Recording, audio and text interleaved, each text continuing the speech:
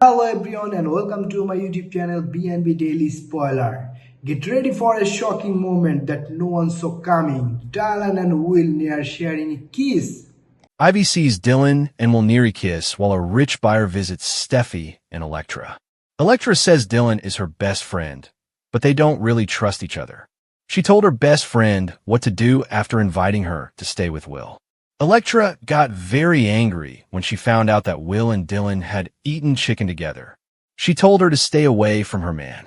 Normally, we'd say, just chicken, relax, but this is B&B, and we know that something will happen when Electra goes out of town for a business meeting.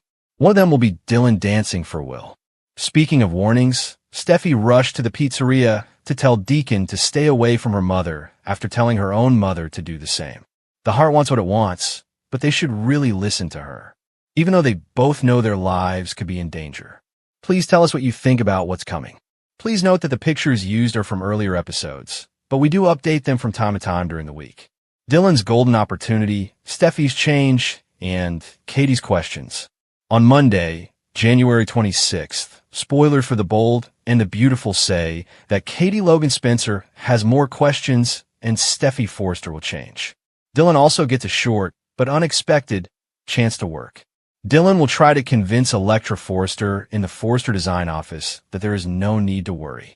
Dylan will stress that Electra can rely on her to avoid Will Spencer now that the chicken dinner crisis has been resolved, particularly when Electra is abroad on business. According to B&B spoilers, Katie will next continue her conversation with Will at the beach home. Katie might feel that Will has become closer to her because there will be more inquiries regarding Dylan. Although Will has already stated that he wished to assist Electra's buddy, Katie might believe that Dylan is also growing close to him. Given how much Electra matters to Will, Katie may advise him to set limits and ensure Electra is at ease with everything. Nevertheless, Katie will always be proud of Will for taking the initiative to assist someone in need.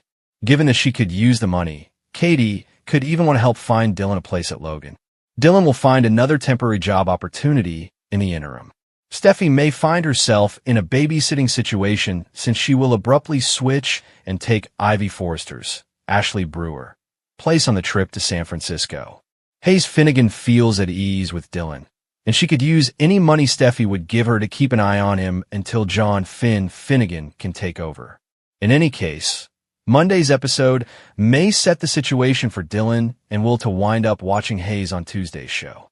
Ivy might pledge to watch Dylan while Electra and Steffi are in San Francisco. Later in the week of January 26th to 30th, Ivy will snoop at the beach house, so stay tuned for updates on shocking revelations. According to spoilers for The Bold and the Beautiful, the younger characters will face some significant romantic surprises. A changing circumstance. When Katie pays Will a visit to the beach house, she wants to learn more about this Dylan who lives in the guest house. Electra is establishing limits with the girl at Forster right now. She will never be able to eat dinner by herself with Will again. Will informs Katie at the beach home that Dylan ended up living in her car after losing her apartment and job due to her relationship with Luna. Katie is pleased that he offered to assist. Dylan argues at Forster that she was just doing laundry at the beach house. Electra exhorts her to put herself first and figure out how to get back on her feet.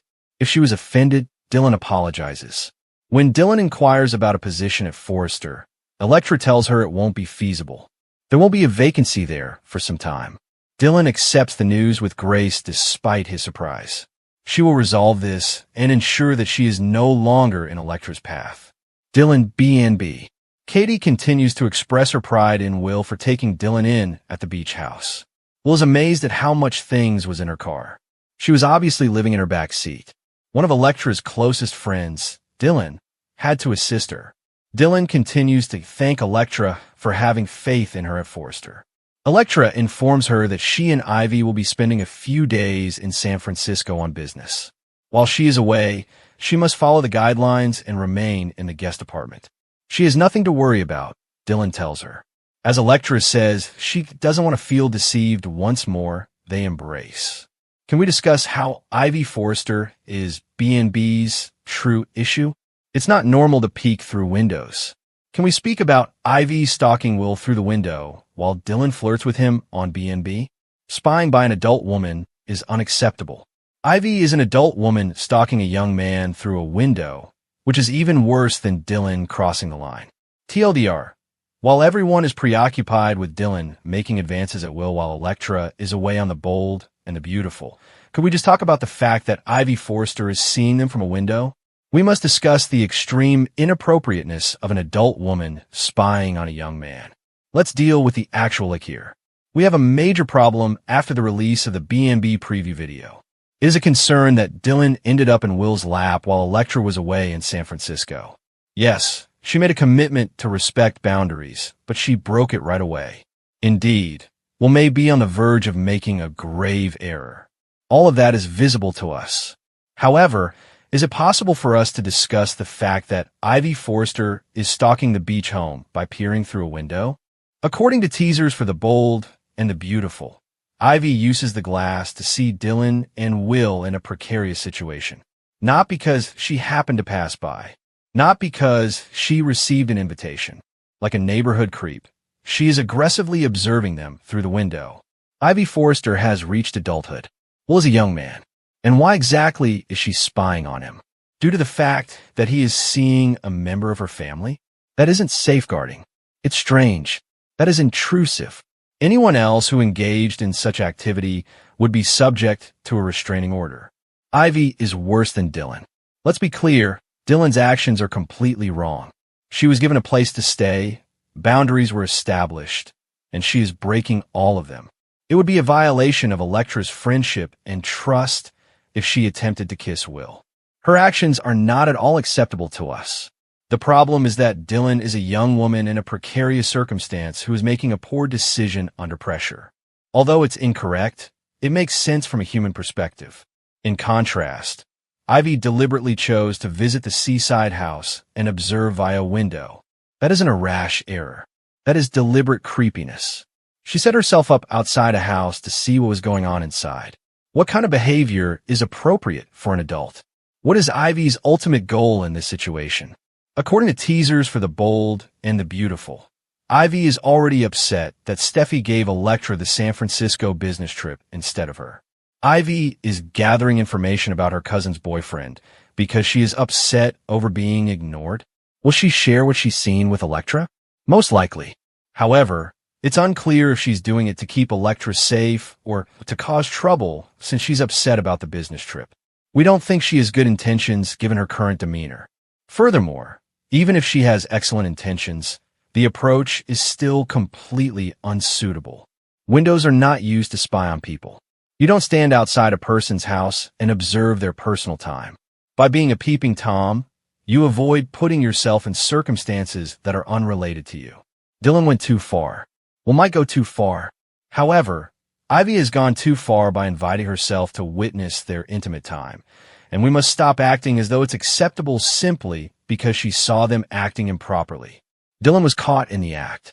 Bolts of silk and racks of unfinished dresses were bathed in golden reflections as the late afternoon light streamed through Forrester Creations' glass walls.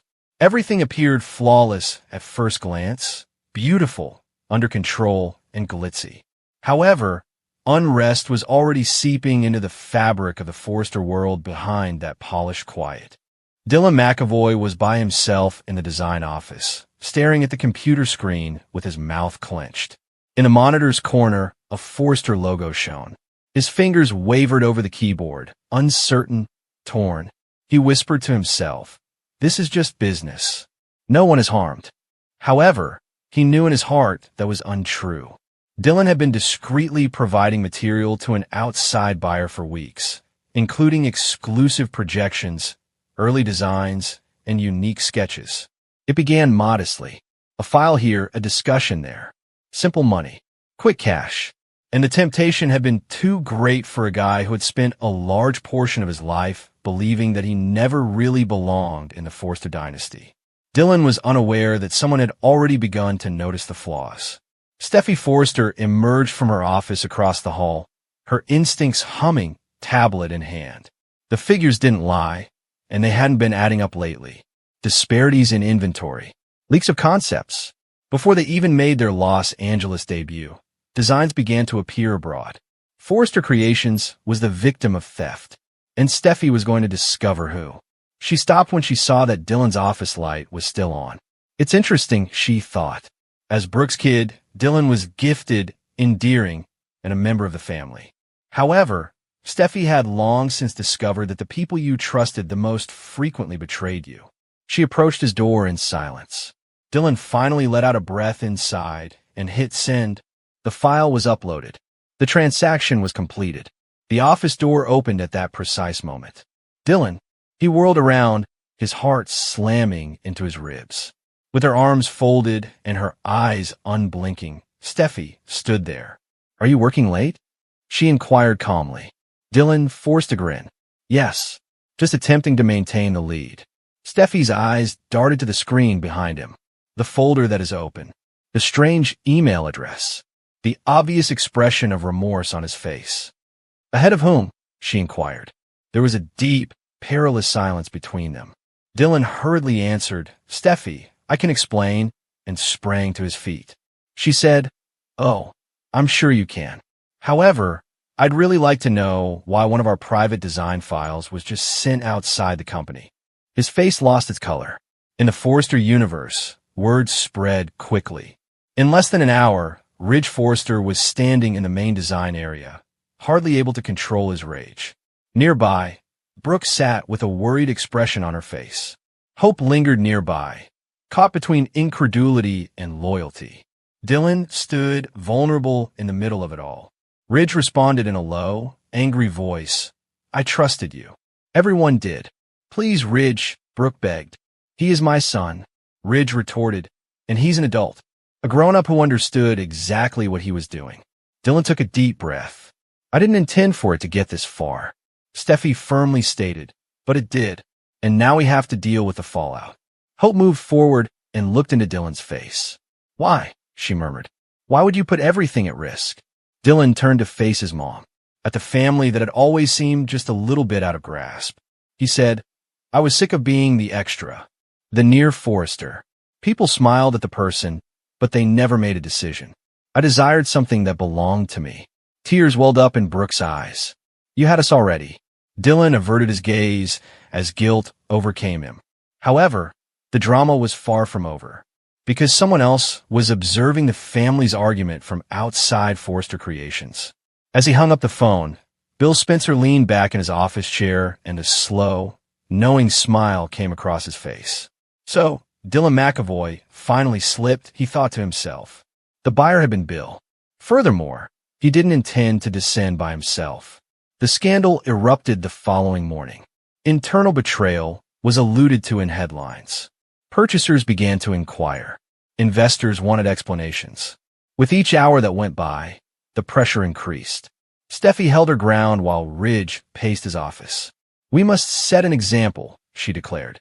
"We protect this company, which is why it survives." Brooke interrupted. "You're dismissing my son." Steffi answered. "I'm talking about consequences." Having heard enough, Dylan slipped in. He said, "I'll go. Avoid fighting. No justifications." Brooke faced him. "Dylan," he whispered softly, "I did this, and I'll take responsibility for it." Ridge gave a slow nod. "After that, we're done here." Dylan's fashion business and his position in the family seemed to be falling apart piece by piece as he left Forrester Creations. However, destiny had one more surprise in store. Steffi confronted Bill Spencer later that night. "You took advantage of him," she said. Bill didn't refute it. "He approached me. You were aware that it would ruin him." Bill gave a shrug. "That's business." Steffi's gaze became stern. After that, it just got personal. Dylan stood by himself on the beach as night descended on Los Angeles, the waves crashing like reminders of his own errors. He was unsure of the possibility of forgiveness and whether redemption was even warranted. But a familiar voice shouted out from somewhere behind him. "Dylan." He turned to see Brooke walking toward him, protected from the chilly breeze by her coat. "You're still my son no matter what you did," she whispered. When Dylan drew her into an embrace, she finally started crying. It was unclear what lay ahead. Opponents were circling. There were still hidden secrets. Being caught in the act was just the beginning in the world of the bold and the beautiful.